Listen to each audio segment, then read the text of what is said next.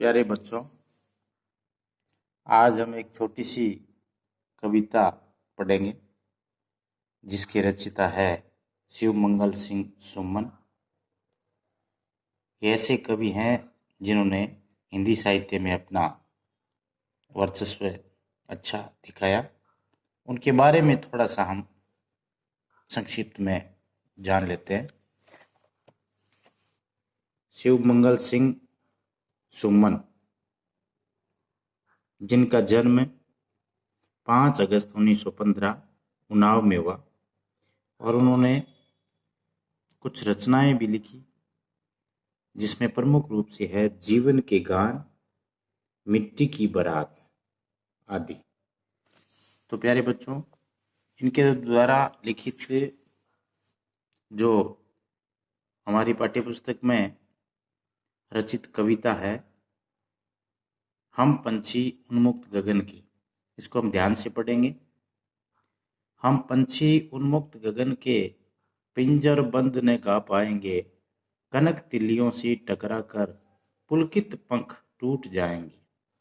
देखिए, ये जो कविता है, इस कविता के माध्यम से एक पंछी किसके बारे में कहा गया है? पक्षी जो हमेशा आजाद रहना चाहता है और मानव जगत में सुंदर पक्षियों को पिंजरे में बंद भी कर दिया जाता है, लेकिन उनकी जो आंतरिक जो सोच है वो कवि ने यहाँ प्रस्तुत की है, जिसमें कवि ने पंछी के माध्यम से कहा है कि हम पंछी उन्मुक्त गगन के पिंजर बंद न गा पाएंगे। पक्षी की ये भावना हमेशा रहती है। उन्मुक्त का मतलब होता है स्वतंत्र, आजाद। पंछी का अर्थ हो गया पक्षी, पिंजर बंद जो पिंजरे में बंद हो, ठीक है।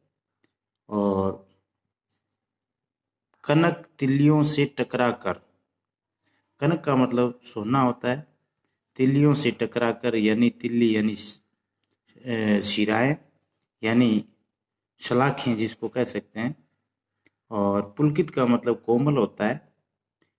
बाकी पंख का अर्थ आप लोग जानते हैं। तो दोबारा इस पैरे को पढ़ देता हूँ। हम पंछी उन्मुक्त गगन के पिंजर बंद न गा पाएंगे, कनक तिल्लियों से टकरा कर पुलकित पंख टूट जाएंगे। तो इसमें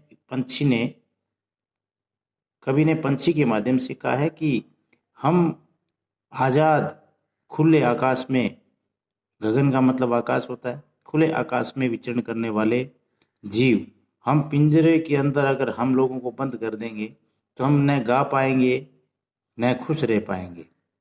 कनक तिल्लियों से टकरा कर सोने की, क्योंकि पिंजरे में जब बंद पक्षियों को कर देते हैं और उनकी जो जंजीरें हैं चाहे वो सोने की हो, उसके अंदर बंद करने के बाद वो जंजीरें जिससे वो उनको बांध रखा है, तो उनसे टकरा कर यानी उनके जो उन सोने की सलाखों से टकरा कर उनके जो कोमल पंख है वो टूट जाएंगे।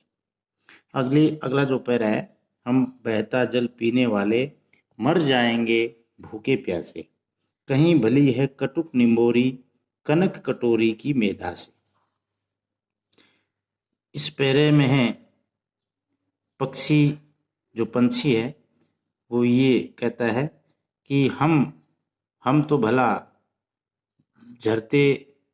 बहते झरने और बहते हुए जल को पीने वाले जीव हैं। हम मर जाएंगे भूखे प्यासे, अगर हमें बंद कर देंगे तो हम भूखे प्यासे मर जाएंगे, हम जी नहीं पाएंगे। कहीं भली है कटुक निम्बोरी कनक कटोरी की मैदा से। देखिए, पक्षी कहता है कि कटुक का मतलब होता है, कटुक का मतलब यहाँ पर है कड़वी। आप लोग सभी जानते हैं निम्बोरी, नीम का जो पौधा है, जो वृक्ष है, नीम के वृक्ष का जो फल है उसको निम्बोरी बोला जाता है। तो पक्षी जो है वो नीम की निम्बोरी खाकर, जो कड़वी होती है लेकिन उसको खाकर भी खुश रहते हैं क्योंकि वो आजाद है।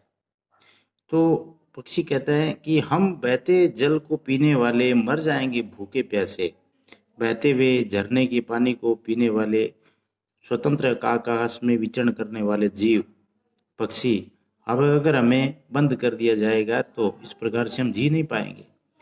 इससे जब हम बंद हो जाएंगे, बंद होने के बाद पिंजरे के अंदर हमें सोने की जंजीर से बांध दिया जाएगा, और जो जो दाना है, मैदा का मतलब यहाँ है जो दाना होता है, जिसमें पक्षी को दाना रख दिया जाता है ताकि वो चुग ले।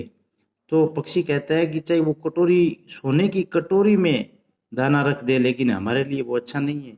उससे भली वो कड़वी जो निम्बोरी है वो भी अच्छी है, क्योंकि हम आज़ाद रहकर उसका भोग करते हैं। अगला जो पैरा है अपना, स्वर्ण से श्रृंखला के बंधन में अपनी गति उड़ान सब भूले, बस सपनों में देख रहे हैं तरु की फुनगी पर के झूले। देखिए बच्चों, स्वर्ण श्रृंखला, स्वर्ण का मतलब सोना होता है, श्रृंखला का मतलब जो है जंजीर। देखिए पक्षी कहते हैं कि सोने की जंजीरों के बंधन में बंधने के बाद अपनी गति उड़ान से भूले। हमारी जो गति है, पक्षी खुले आकाश में विचरण करता है तो अपने मन के अनुसार वो गति करता है, तो उड़ान और अपनी जो गति है सब कुछ भूल जाएंगे, बस सपनों में रह देख रहे हैं तरु की फुनगी पर के झूले।